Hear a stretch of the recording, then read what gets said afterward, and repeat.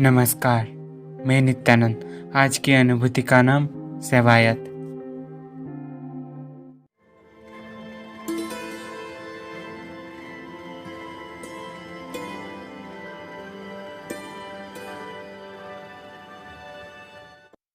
उम्र के अपराह्न में पहुंचने के पश्चात परिश्रम करना छोड़े नहीं थे पुरी के रिक्शा चालक मदन मलिक।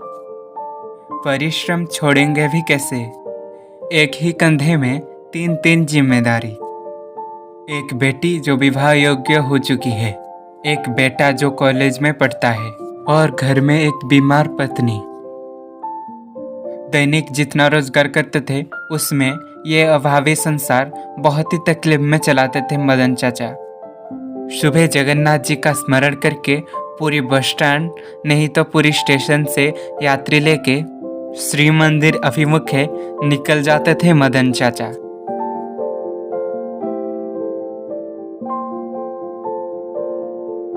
उसी बहाने से अनेक बार पतित पावन जगन्नाथ जी को दर्शन कर देते थे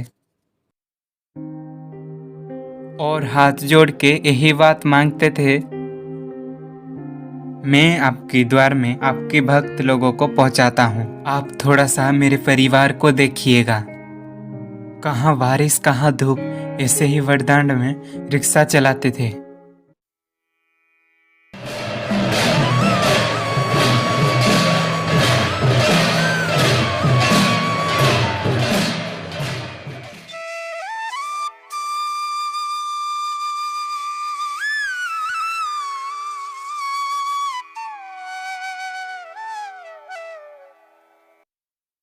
स्नान पूर्णिमा के दिन हो गया एक अघटन।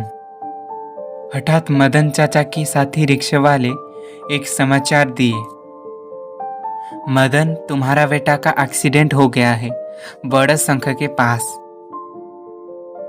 तुम जल्दी सदर हॉस्पिटल जाओ, वहां पे उसका चेकअप चल रहा है। उस समय यात्री को लेके स्नान मंडप के पूर्व ट्रैफिक के पास छोड़ दिए थे मदन।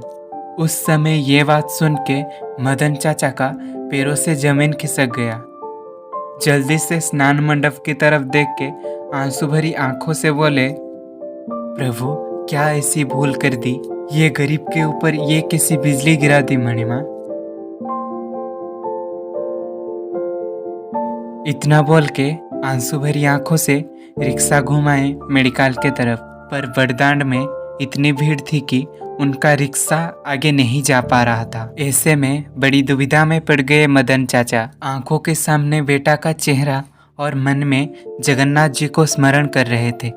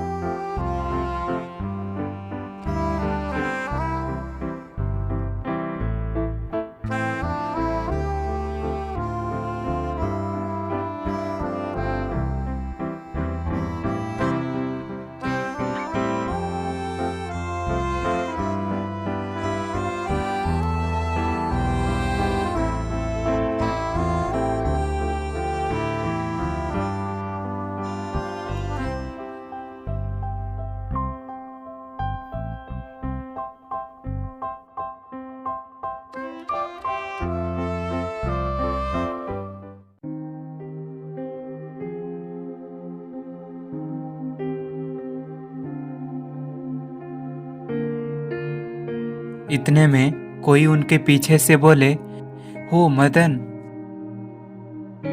मदन चाचा पीछे मुड़ के देखे तो कोई एक सेवायत बोल रहे थे, अरे हे मदन तुम जरा रुको, मैं तुम्हारे साथ जाऊंगा। हठात सेवायत जी को देख के मदन चाचा का मन हल्का होने लगा। सच में जैसे कोई पुराना दोस्त एक।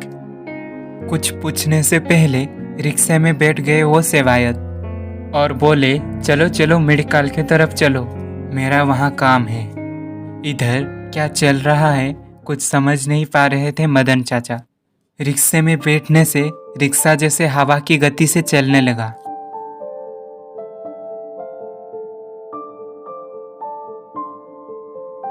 इस तरफ मदन चाचा के हृदय में जैसे कोई सुकून दे रहा था।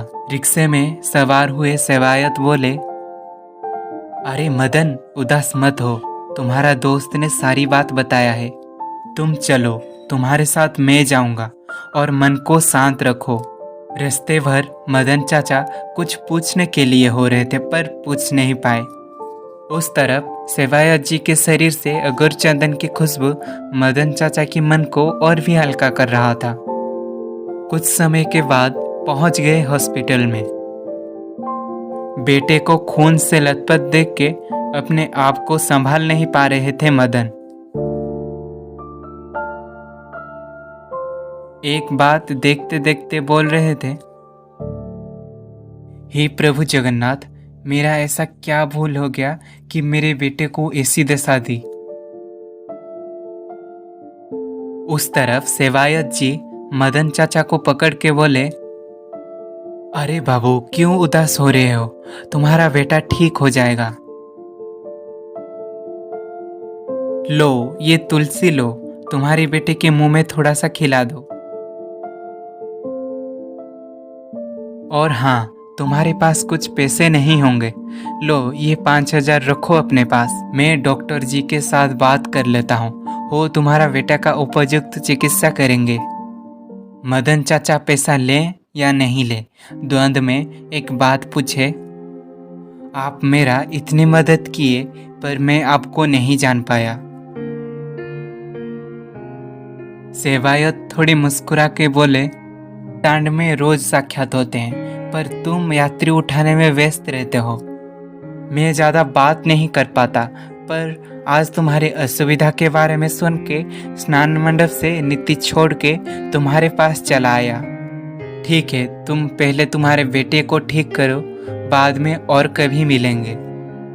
मदन चाचा बोले, मैं ये पैसे कैसे लौटाऊं? सेवायत बोले,